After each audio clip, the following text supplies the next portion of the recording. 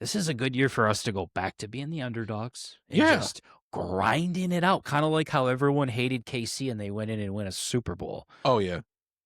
Yeah, that's absolutely true. That's absolutely true. A lot of people think the Lions fell off. There's a lot of NFL Network guys, Fox Sports guys thought that the Lions fell off, and it's the Vikings division, it's the Packers division. I saw one guy picking the Bears, all this shit, but all this idiocy, obviously. But it just gives Dan Campbell more bulletin board material. But to your point about the Lions, being an underdog this year, they're definitely underdog. They got a lot to prove. But the thing is, they do have respect. There is respect on the Lions name, absolutely, more than in previous years, obviously.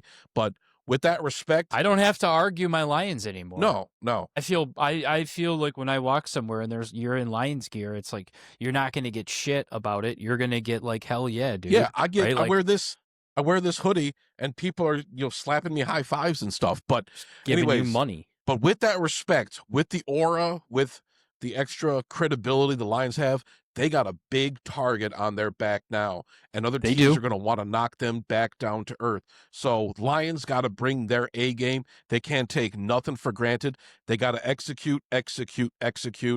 Whatever flaws or weaknesses they have, they got to play up to it. They can't leave anything on the field, or leave it all on the field. They can't, leave anything off the field. You know what I'm saying? But it's just Lions got their work cut off for them. They got a brutal schedule. A lot of people want to see them fail. Lions were the punchline of the league for 60 years. People want to see him go back there, man. It would be, especially people in our division, the way Vikings fans talk shit and the Green Bay Packers fans talk shit. That's the way it is these days. It's a brutal. 23. What's that? 27-23, 27-24. Yeah, is that that's what I'm said? thinking. Okay, I think I'm right there with you, dude. But hey, we cannot take a moment out and forget to remind everybody to go over to your page. You've done such a phenomenal job at promoting our page and getting us all these subscribers. Yeah. So I want everybody to go over to Hermdo's page. Your content is completely opposite than football and sports. So I want everybody to understand you're not just getting like recycled sports content.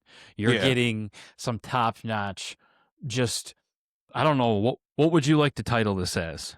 I don't even know. I'm just throwing shit at the wall and seeing what sticks. Every once in a while, I do a beer review. Sometimes I talk about leftist issues, right-wing issues, politics. I got a new gun. Yeah, I got some funny stuff on there. I got some comedy skits up there. It's whatever. It's just a big smorgasbord.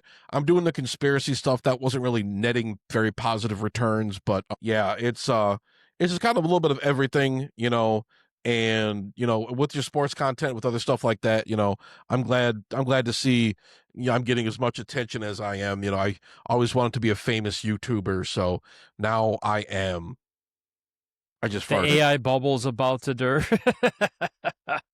That's part of being a famous YouTuber, is learning how to accurately fart and burp on screen. Yes, indeed. Timings. That's me, baby. I thought you said I was all right, Spider. No, you ain't all right, Spider. You got a lot of fucking problems. No, I thought you said you were all right.